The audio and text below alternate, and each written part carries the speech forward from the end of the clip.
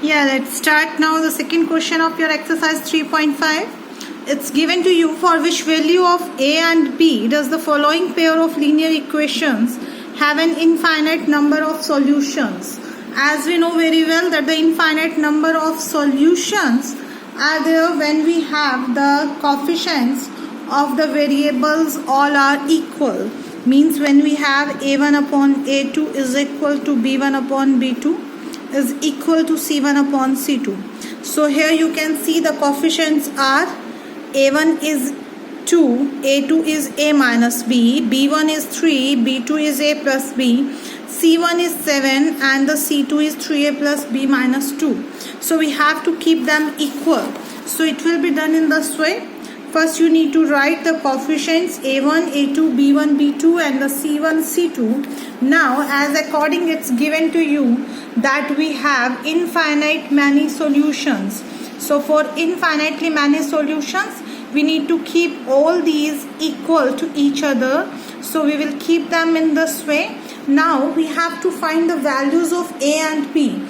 To find the values of a and b, we know very well whenever we have two unknown variables, then we need two equations that we can solve those equations, then only we can get the values of a and b. So let's find two equations. First we have taken this and this is like this one.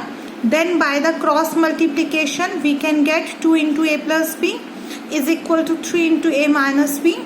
So by cross multiplication we will solve them in this way and we have got a is equal to 5b. You can take it as a minus 5b equal to 0 or you can take it a is equal to 5b, then you can use a substitution also.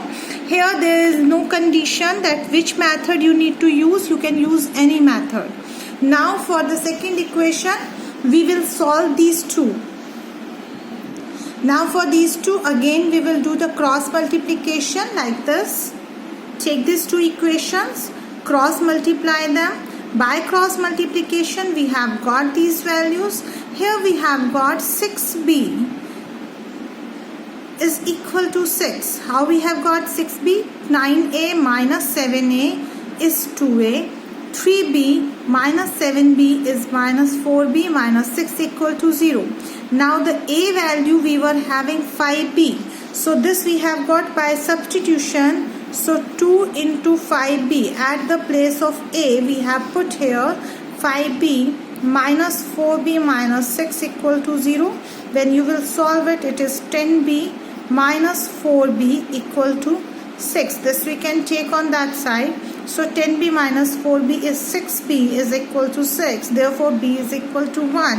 If we put the value of b as 1 here, so we have got the value of a as 5 into 1 equal to 5. These are the values of a and b.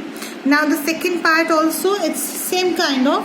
It's given to you that so the following pair of equations have no solution. Now do you remember for the no solution we were having the condition that a1 upon a2 equal to b1 upon b2 is not equal to c1 upon c2. So what you need to do, you will take the equations exactly as it is given.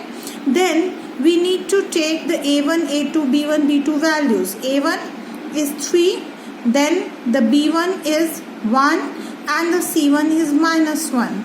Then a2 is 2k minus 1, b2 is k minus 1 and c2 is minus 2k plus 1. Now keep them equal. a1 upon a2 equal to b1 upon b2 is not equal to c1 upon c2. So let's put these values. We got it in this way. Now we have to solve these two first of all. Let's solve. We can see here one thing that we have only and only one unknown variable. That unknown variable is given here k. So one unknown variable can be solved by one equation also. So we will solve first of all this. Let's take these two by cross multiplication. 3 into k minus 1 equal to 1 into 2k minus 1. We got the value of k is equal to 2. Now we will pick these two equations. Let's take here.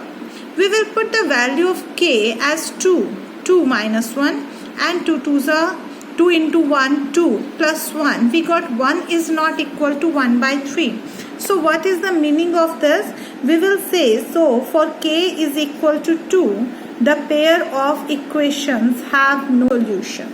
This was your question number 2. Thank you.